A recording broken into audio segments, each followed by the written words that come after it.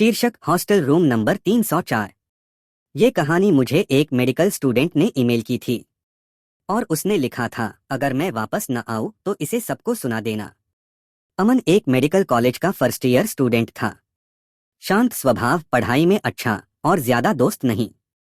College ने उसे hostel का रूम नंबर 304 दिया। कमरा साफ था, खिड़की, एक बेड, एक अलमारी, सब कुछ सामान्य। बस एक अजीब बात थी। हर रात ठीक 3:17 बजे कमरे के बाहर चलने की आवाज आती थी। पहली रात अमन ने ध्यान नहीं दिया।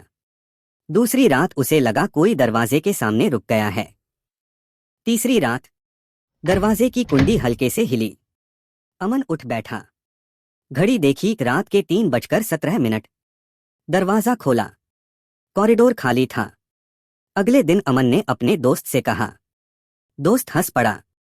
भाई, मेडिकल में नींद पूरी नहीं होती, दिमाग खेल करता है। लेकिन उसी दिन वॉशरूम के पास सफाई करने वाले बूढ़े ने अमन को रोक लिया।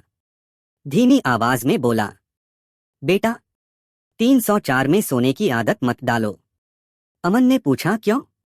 बूढ़ा कुछ बोलने ही वाला था कि वार्डन की आवाज आई, अरे काम करो, बातें नहीं। बूढ़ा चला गया, लेकिन जाते जाते बस इतना बोला, वो समय ध्यान रखना। 3:17। उस रात अमन सो नहीं पाया। 3:16, 3:17।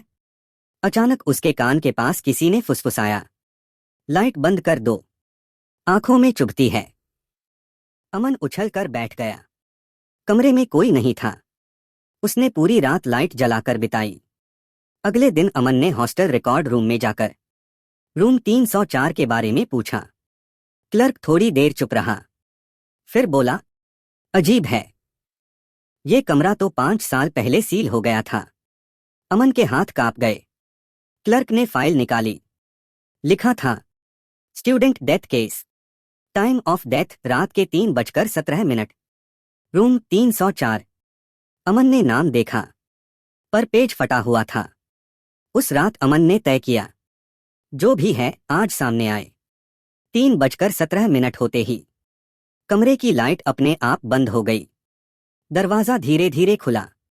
कॉरिडोर में एक परछाई खड़ी थी। परछाई ने कहा, तुम रोज मेरी जगह ले रहे हो। अमन चिल्लाया, तुम कौन हो? परछाई आगे आई और बोली, मैं अमन हूं। आईने में अमन ने देखा, परछाई का चेहरा बिल्कुल उसी जैसा था, पर फर्क सिर्फ इतना था कि उसकी आंखें काली थीं और गला जला हुआ।